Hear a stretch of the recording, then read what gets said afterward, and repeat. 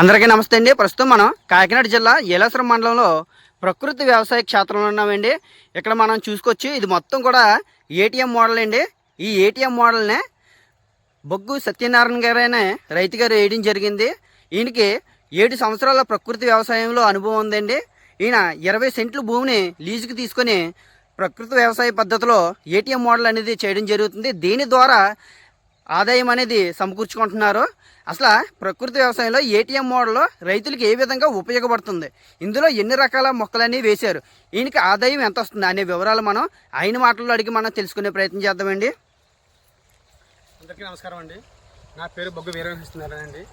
నేను గత 2016 నుంచి కూడా ప్రకృతి వ్యవసాయం చేయడం జరిగిందండి.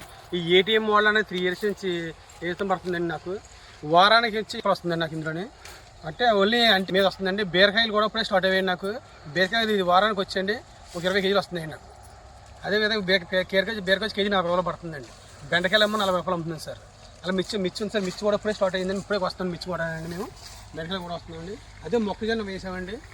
ఈ మినిమం నెలకు వచ్చండి నెలకు వచ్చి 8 రూపాయలు వస్తుంది సార్. నెలకి మరి 50 ఖర్చులు పోయి సార్.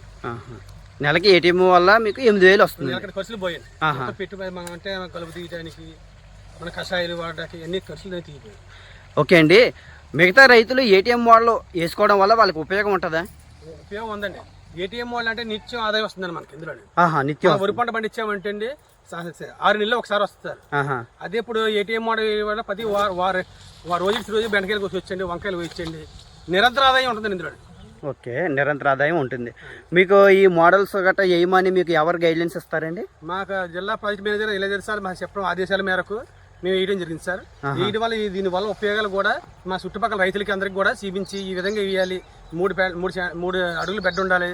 అందులో మొత్తం మీద 21 రకాల కూరగాయల పంటలు ఉండాలండి. తీగ జాతి, దుంప జాతి మొత్తం అన్ని రకాలు ఉండాలండి అని చెప్పడం జరిగింది సార్.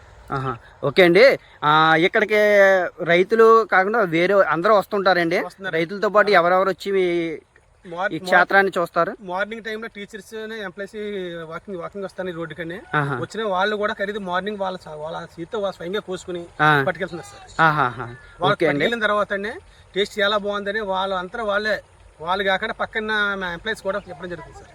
ఓకే అండి, చాలా చక్కగా చెప్పారు. ఈ రోజు మీరు కూరగాయలు అన్ని కోస్తున్నారు కదా, ఇవి మీరు ఏం చేస్తున్నారు? ఈ రోజు నగర పంచాయతీ స్టాల్గా ఏర్పాటు చేసి అక్కడ మార్కెట్ స్టాల్గా పెట్టడం జరిగింది సార్. ప్రతి వారం పెడతారండి? వారం పెడతారు. ఏ రోజు మీరు పట్టుకెళ్తారు? మంగళవారం సార్. ప్రతి మంగళవారం పట్టుకెళ్తారు. ఓకే అండి, చాలా చక్కగా చెప్పారు. ఇక్కడ మీరు వేసిన అనేక రకాల కూరగాయల పంటలు వేసారు కదా, ఒక 5 రకాలు చెప్తారా సార్?